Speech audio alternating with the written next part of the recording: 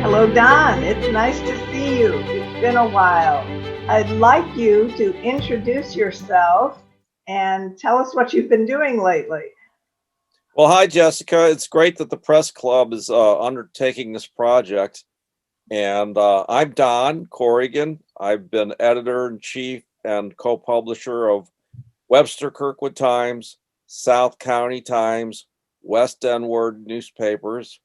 And our office is adjacent to Webster University, where I've been teaching for 40 plus years. So it's been a long haul in Webster Groves.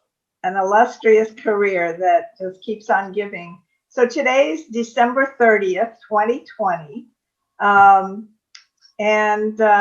As you know, this series is in the context of COVID, and of course, also with the overlay of the George Floyd murder mid-year.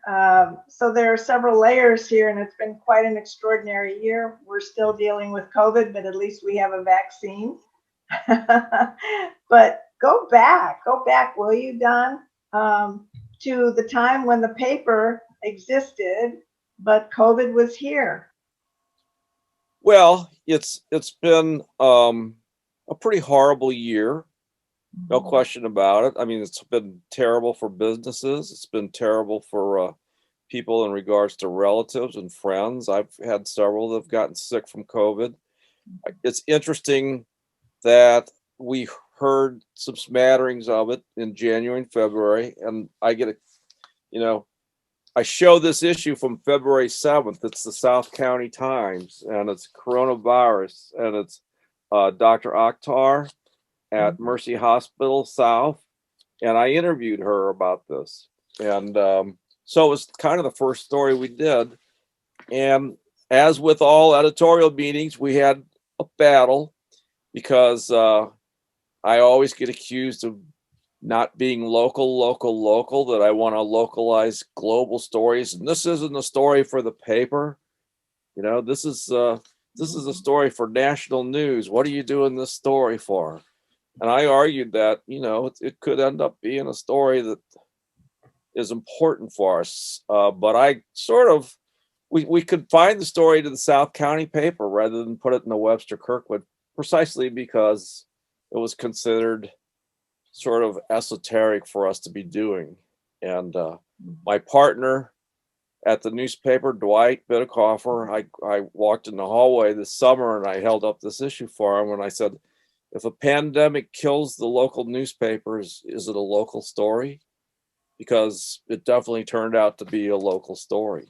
Yeah, good question. And this whole issue of localism, your business model, I noticed now with I guess in September, the paper started up again, luckily, and you're emeritus now, Emeritus Editor. Is that how? That's correct. That's correct. I can tell you about what happened at the end of March is when they announced the lockdown for St. Louis. And I remember putting out that last issue in March, and all of a sudden the lockdown was announced and advertisers started pulling their ads as fast as we could fill them up with stories. And it became pretty obvious to us that if we continued, we were just going to hemorrhage money because the advertisers were scared off. Yeah. So that's when, it was pretty abrupt. It happened all at once. And so my partner, Dwight, who handles the advertising business area, he had to tell the ad salespeople, you're furloughed, you don't have a job. And I had to tell the editorial people, and I had to call all of our freelancers, because we have quite a few, and give them the bad news. And it was one of the worst days of my life having to do that. You had to feel, literally, you had to feel sick. I actually went to the John in our office, and I just tried to compose myself for a couple minutes, because I always prided myself that a community newspaper is never going to have to face doing layoffs. We have a good business model.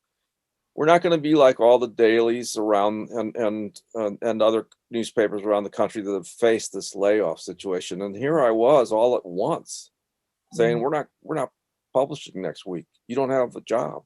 Mhm. And it was tough. Yeah. So you had people in the office that you had to relay the information to, and then you had people you had to call. Can you talk about some of that a little bit? I hate to bring back bad memories, but I think it's important to, it's not easy to tell people bad news. No, it's not. Although I actually held the door for the ad salespeople leaving, and some of them I haven't seen since that day they took off. Three Uh, of them have been hired back, but 6 that left I haven't seen since then. And I was amazed. It's almost like they knew because they had all their stuff from their desks and boxes, which is why I was holding the door for them. And I was going, don't these people think that at some point they're going to come back? And apparently they knew or had an instinct for it better than I did. Maybe it's because of all the ads that pulled and that affected them directly. mhm. Editorial people are a little darker, so they didn't leave. I told them that this was happening, and there was sort of like what do you call that, gallows humor, as they Right, talked right. about what was going to happen. And I will never forget this. Kevin Murphy, our managing editor, he takes a phone call right after I say, you know what, it doesn't look good. We're going to do one more West End word, but this is it, And the phone rings, and a woman's on there from our South County circulation area, and she says to him, I don't want that paper thrown on my lawn anymore. And he just plays it straight and says, lady, you're in luck because there's not going to be a South County Times on your block anymore. Uh, So it was One of those great anecdotes that I'm sure you've told many times. From a dark time, but you spoke about the editorial side. For heaven's sakes, I'm sure everybody wanted to continue to write, to tell stories, to connect with community. Yes. well, the one thing that we had that the ad salespeople probably, didn't have is we do have a website. Right. So, many of the people on the editorial side hung around without pay doing stories for the website to keep the website going, which was pretty interesting. Uh, it's, it's kind of a journalism's kind of an illness that you Yes. can't get rid of. It's in your blood. This is what you do.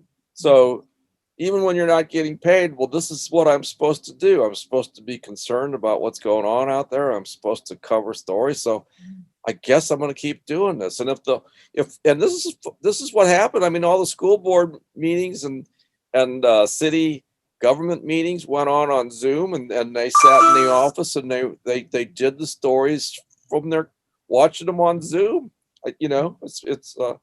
It was interesting that kept going, and I certainly. The only difference was that I didn't come into the office as much. I did my stories from home, and I still am doing stories from home a lot more. And so is much of the population. So that's a story in itself. What is going to happen in the future? Where are we going to be working? How are the Well, offices? I will say about the website, one of the things that helped the website is that we're in the political season.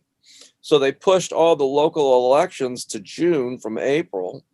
So we had political ads coming in from the June election and then the August primary and then into November. So we had county council races and that sort of thing. And we were one of the only games in town for the politicians to advertise. So I thank the politicians, which I don't do often, but I thank them for advertising in on the website, and our website definitely picked up a lot of people that like the newspaper, but they all said, we prefer print. We want you back in print. What can we do to make you come back? You've been a free newspaper for all these years. We'll be happy to pay a subscription. They volunteered to do fundraisers, and I'm not that literate in the internet, but the different ways you can raise money, GoFundMe and all that sort of stuff. So that was gratifying. It was gratifying that so many readers were interested in doing that for us. It speaks, one, to that community, but it also speaks to localism in general, how important it is and how we have to safeguard it. Yeah, and I think there's so many commentaries out there about what happens to democracy if you don't have a newspaper telling people what's going on in their local community, what's going on at the school board, what's going on. And that's one of the things that tears me up, because I belong to the International Society of Weekly Newspaper Editors, and I don't know how many publishers in my group threw in the towel from this, largely because they were all getting into their 50s and 60s, and they just said, I can't rebuild this business if and when we come back. I'm done. And it was sad. So many communities do not have a newspaper now, and that's particularly troublesome in more rural communities, because at least St. Louis, you still have the Post, you have the TV stations, but so many communities lost their newspaper. What do they do to find out what's going on? Do they go to a Facebook site? And how reliable is the Facebook site? Just about everybody who runs a Facebook news site usually has an axe to grind. They're usually writing, they can't make money at it, so they're usually writing because they have an axe to grind, an agenda, which I find troublesome as well. That's, in some ways, that's even worse than not having a newspaper, because well, we all know we all know what Facebook has done to politics. And so, do you think there is still a great romanticism associated with the actual newspaper, and that really online newspapering could work? It is working. I mean, it's shown that it's working. So how do we deal with those two propositions? I think that it's got to be a pretty unique community that continues to want its print editions, and quite frankly, Webster Groves and Kirkwood are pretty active, very civic, interested communities, and they'll support it, and then the city halls poll their residents, where do you get your information about what's going on? And we get like 87% say they come to us. You don't find that in a lot of, and I'm not dissing West County, but we tried to start a West County paper years ago, and there's just not the same interest in what goes in and on at Baldwin City Hall or Manchester City Hall or Ellisville City Hall. And part of it is those communities tend to be a little more transient, There's something to be said to know your audience, and you have known your audience, and you mirror your audience. Right. Well, then that's one of the drawbacks in some ways of Kirkwood and Webster, that you have to live there 120 years before you're accepted as a citizen and a resident. It's yeah. Whereas in other communities in the suburbs, it's a lot of situations where people work at a company and they're there for 5 or 10 years and then they get transferred somewhere else, and so there isn't the same commitment to where you're living as there is maybe in an older suburb like Webster or Kirkwood. So you were doing your adjunct work after being an illustrious professor, full professor at Webster forever. But were you adjuncting at the time of the collapse of the paper? No, I was still teaching. I had gone to a half-time contract. And interestingly enough, I was teaching global journalism at the time all this happened, and my last class session to fill out my 2-year contract was ended the second week of March. Wow. So I got out when the getting was good, because I didn't have to worry about Zooming or having classes canceled. Ironically, I was teaching global journalism, and I always use the World Affairs Council information. Those people are great. They are. In fact, Bob Foster had just gotten back from China, and I used him. He was actually familiar with what was going on in Wuhan and Beijing, so I quoted him in the story. But the other reason I bring up the World Affairs Council is they are such a great resource, and I've been using their videotape from their special series that they do every spring, and I've been using the one on pandemics for 3 years. And this is what just gripes me, because I showed that pandemic video in class, and all these people who say, well, we didn't know this was coming, nobody's at fault, nobody could have predicted this. This was known years ago that this was going to happen. And when you look at the presentation of what America was doing, we had plans in place. We knew it was going to happen. We had teams ready to go to wherever this might happen and try to isolate it and contain it.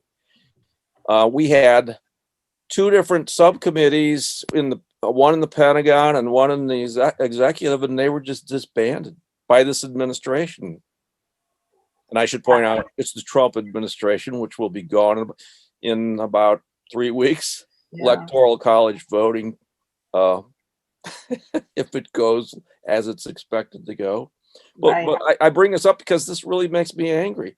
It makes me angry because the information was there. We knew what could happen, and and I pretty much can say I lost my business.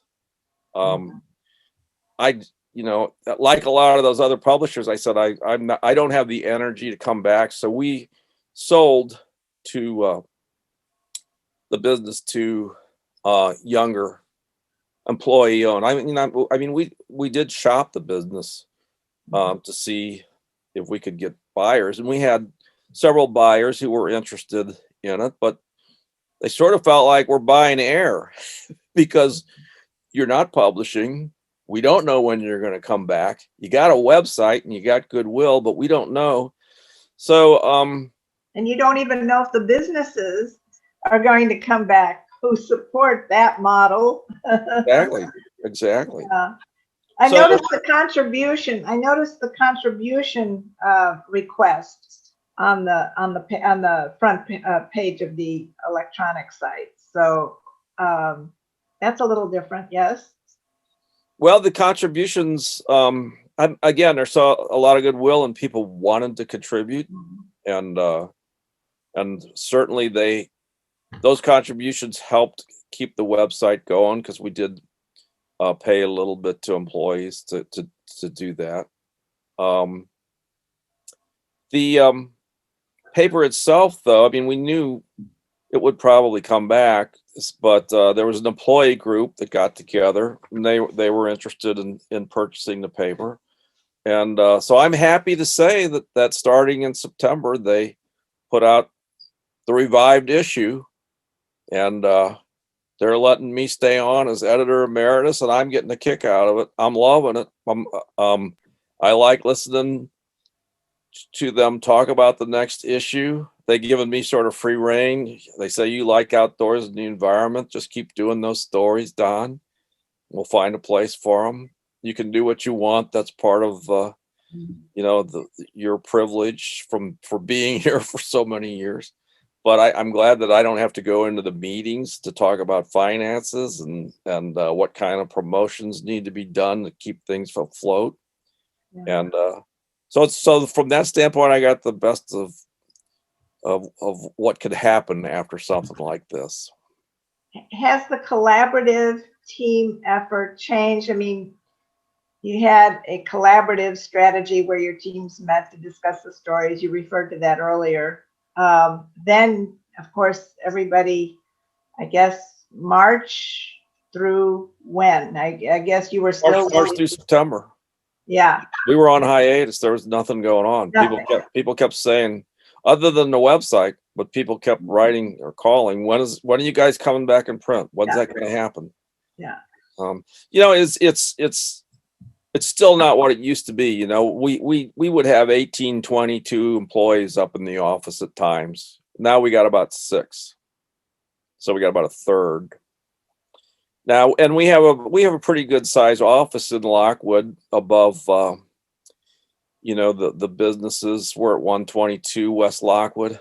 But I was talking to one of the new owners today, and I said, are you going to extend the lease because you really don't need all the space? And he goes, yeah, but they really don't have any commercial real estate people interested in. So and he said, what's ideal about what we are right now, because is that everybody has their own office, their own room. Everybody has their own room. And with COVID, this kind of isolation is perfect for us. You know, we got 6 or 7 people, each one of them that has their own room at this point.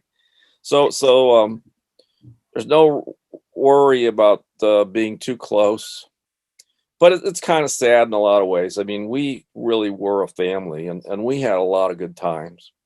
And we were into having morale boosters every so often. So we would have a chili cook-off, and everybody would bring up their chili pot and taste test it. And we had stuff like pie baking. Bring in a pie you made at home, and we'll sample it. And we even had a model airplane flying competition contest one day where we got on the back of our office building on the fire escape and flew our paper airplanes. I mean, that's the kind of stuff we did just to kind of keep a bond going and keep up morale, you know. And a lot of that really helped with advertising and editorial are usually at each other's throats a lot, as you probably know.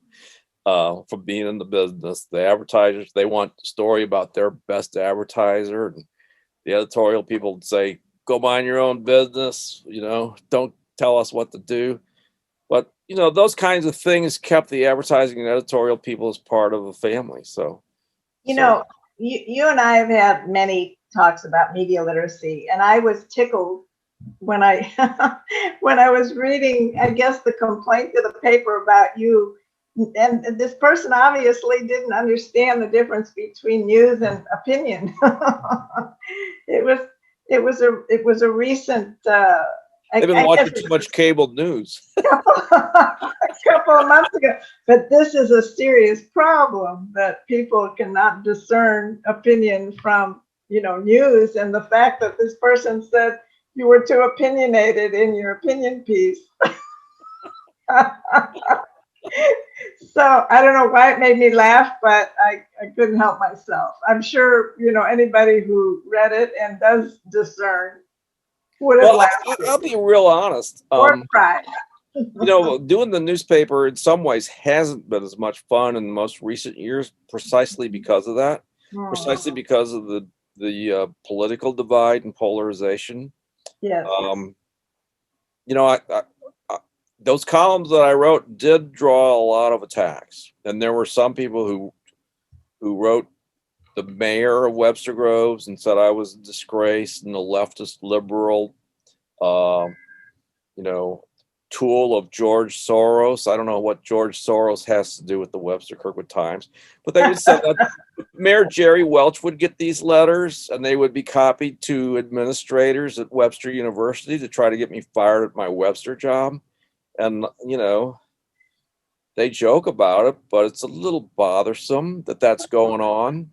And we did have some people actually come up to the paper and hassle some of our reporters. We had a guy come up and manhandle our managing editor, Fran Menino. He thought she was Hispanic. She's actually real Italian. And he grabbed her and told her, I hope you have your papers. You know, and Ouch. And this stuff never went on until about 5 years ago. It started happening when we started getting called the enemy of the people. So that's been rather troublesome. And then the pandemic hit, and that was just like the last straw. And in some ways, I guess Well, Don, you I'm sure because you stay. I think. I'm sorry, you're freezing a little bit now.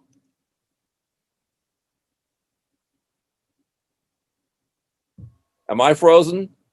You were frozen. Okay. Okay. It's So those people. It's those. Was I frozen? Yes. We were both frozen. It's those people who don't like opinions and opinion pieces. We're de-iced now. Yeah. So what I wanted to say is, you're talking.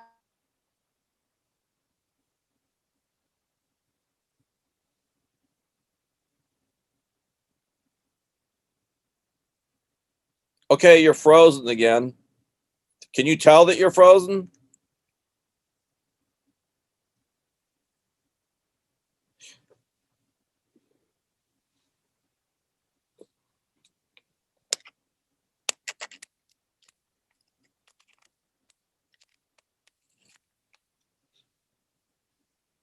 You're still frozen.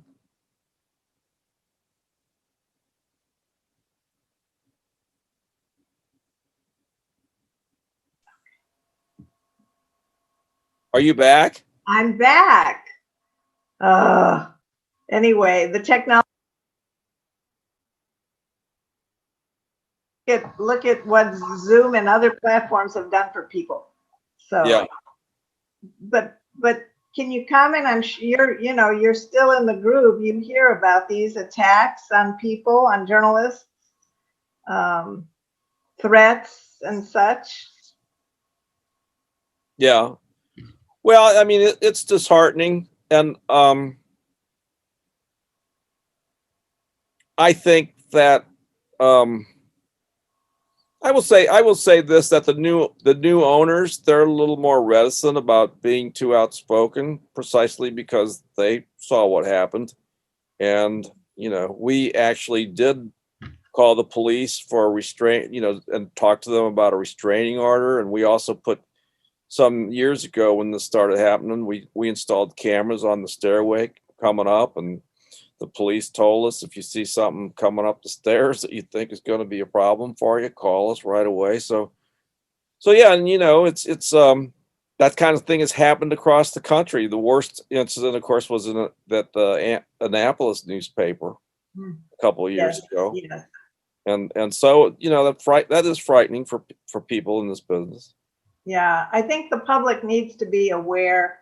Well, needs to come to journalists' defense in that regard. I think there needs to be more awareness about the issue. I don't know. Maybe I'm wrong. Maybe.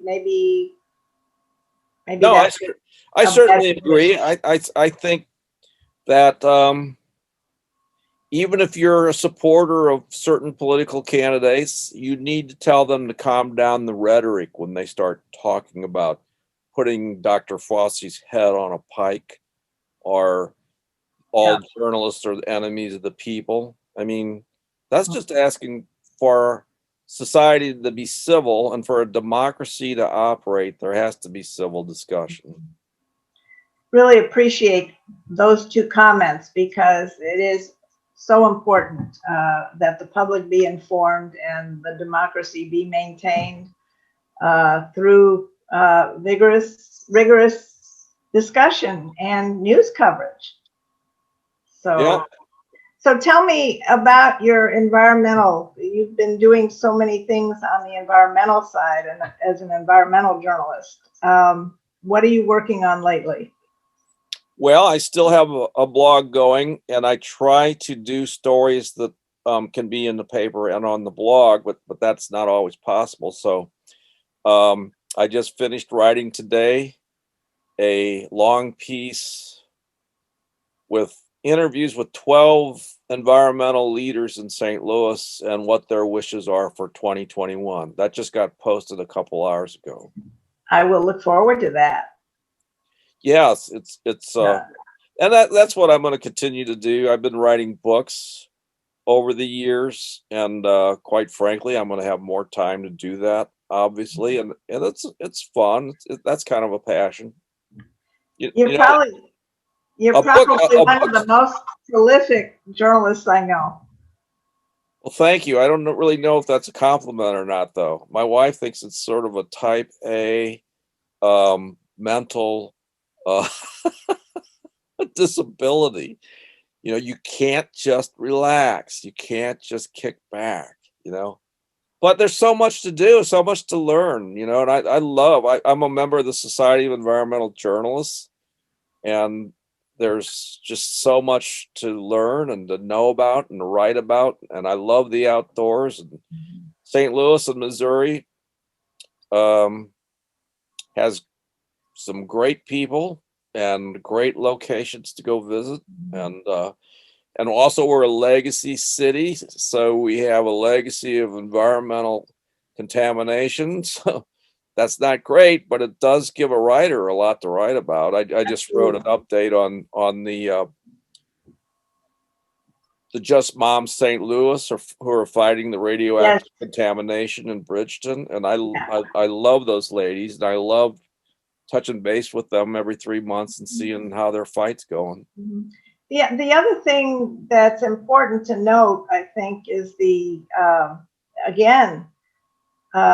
communities where the economy is not good. We have communities that are suffering from environmental problems because they're poor. Yes. And they don't get much media. And they don't have too many people really, advocating for them, as many as they should. And what's going on with North County with the atomic waste, I don't think I don't think St. Louisans realize that St. Louis is where the plutonium was processed for the atomic bombs. It's why Society of Environmental Journalists called us Atomic City. And they don't realize that that's not just a Northwest St. Louis County issue. That's a regional issue and a national issue. We owe those people. That was our national defense, and for all of the country. But those people are paying the price. Indeed. We went through one other major news story, and again, as I was talking earlier about the George Floyd murder and the protests, what have you.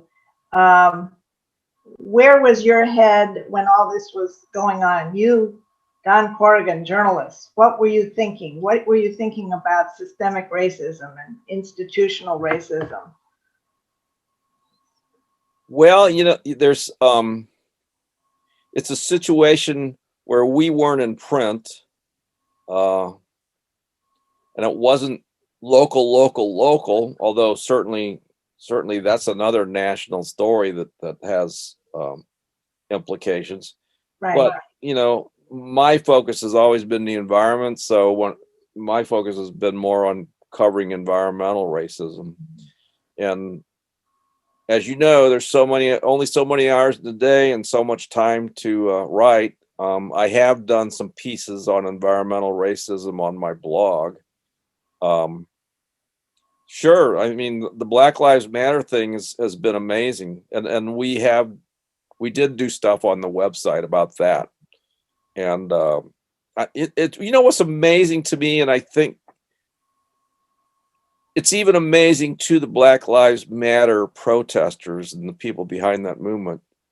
I think there was a certain amount of shock that all of a sudden Black Lives Matter signs showed up all over Webster Groves and Kirkwood and on Gore Avenue where the rich folks live. And even in I think that's what made the difference for this movement, is that it was no longer just a movement by Black folks. a lot of white folks finally caught on. I think that George Floyd and some of these other incidents that were captured on video, I think there was no longer a minority issue. It was and is a national issue. Yeah. I would agree with you, and certainly what that did, that awful, that terrible murder, it really it made other things come to the surface, and people were there was a greater awareness, obviously, of many of the disparities and issues and gaps and such. So, well, you ask how we covered it. I know that our young, Jamie Mars, who's the new editor, and some of the writers, they wrote about the Black Lives Matter rallies in Webster and Kirkwood. And I do remember on the website, they had stories that had headlines that said, people invited for Black Lives Matter rally Saturday. And it stopped me for a second, because I said to myself, that's not the way we wrote headlines in the newspaper. The newspaper does not invite people to a rally. But then I stopped myself and said, yeah, but you've been in this business for 40 years, and these are younger people, and they have a little bit different perspective. And, maybe you need to back off and let them do what they're doing, and see if anybody complains, see if some readers say, this isn't objective. You guys shouldn't be telling people that they should go, or they're invited to go to this rally stuff. I was amazed that we didn't get any feedback like that. And I said, well, maybe this is where the community's head's at now. Yeah, a new chapter, a new discussion in the classroom, a new discussion in community. We've seen some changes in the last year, for sure. Don, you've been a wonderful interview and a great conversation for this series called Hour in the Now. And the Press Club is grateful for your time, for all your contributions to the community, and for participating in this historical record, really. So thank you. I appreciate being included, and all hail to the Press Club. It's good to see that they're lively and recruiting new people throughout all of this. So that's hopeful for those of us in journalism. Well, thank you, and we hope you stay involved as well. So Happy New Year. I can say Happy New Year, and stay safe, be well, and we will see you again soon. All right. Thank you. Thanks for having me for this.